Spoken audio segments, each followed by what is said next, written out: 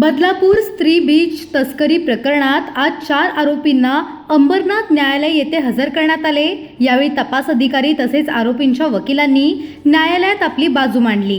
दरम्यान पकडलेल्या आरोपी महिला फक्त एजंट म्हणून काम करत होत्या आणि त्या यामध्ये आरोपी आहेत असे कोणतेही पुरावे सध्या मिळालेले नाहीत असे आरोपींच्या नातेवाईकांनी स्पष्ट केले आहे। आमची फक्त एवढीच भावना आहे। आम्हाला एवढं समजतं की सध्या जे अक्यूज्ड आहेत त्यांच्यावरचे आरोप काही सिद्ध होण्यासारखी चौकशी देखील झालेली नाही आहे आणि जे काही पुरावे सापडलेले आहेत ते पण सफिशियंट नाही आहे जेणेकरून हे प्रूव्ह होईल की ते आरोपी आहेत। कारण का जे काही आत्तापर्यंतचा जे काही व्हॉट वी से इन्व्हेस्टिगेशन आहे त्याच्यावरतून हेच कळतं की ह्या ज्या अक्यूज्ड महिला आहेत त्या फक्त एक एजंट्स आहेत, त्या काही मोठं रॅकेट चालवत आहे असं त्याच्यातून काहीही प्रूव्ह होत नाही। आणि जर तुम्ही ह्यांचा बॅकग्राऊंड चेक कराल तर त्यांचं काहीही क्रिमिनल बॅकग्राऊंड नाही आहे, सगळ्यात महत्त्वाची गोष्ट। आणि त्यांनी खूप लोकांना सोशली हेल्प देखील केलेली आहे।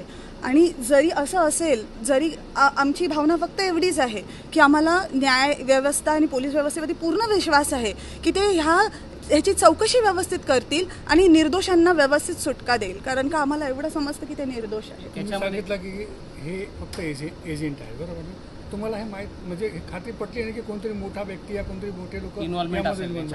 ह्याची आम्ही खात्री नाही देऊ शकत। ही कामं जगामध्ये सगळीकडे वेगवेगळ्या पद्धतीने चालली जातात। माझी माहिती देण्याचा संदर्भ फक्त एवढाच आहे की आत्ता हे जे पकडले गेलेले आहेत हे दे आर जस्ट एजंट आणि त्यांच्याकडे जे काही सापडलेलं आहे ते नेग्लिजिबल आहे। कारण का ते नाही एज्युकेटेड आहे, नाही त्यांचे असे काही धागे दोरे सापडले ज्याने हे प्रूव्ह होतं की ते काही रॅकेट चालवत असतील। पण त्याच्यामध्ये महत्त्वाचा मुद्दा की मोठा माणूस याच्यामधला जो सूत्रधार आहे तो पकडला गेला पाहिजे ना।